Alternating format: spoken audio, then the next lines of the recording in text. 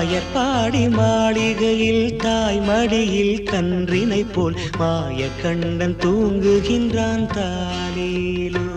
அவன் வாய் நிறைய மண்ணை உண்டு மண்டலத்தை காட்டிய பின் ஓய்வெடுத்து தூங்குகின்றான் ஆராரோ. ஓய்வெடுத்து தூங்குகின்றான் ஆராரோ.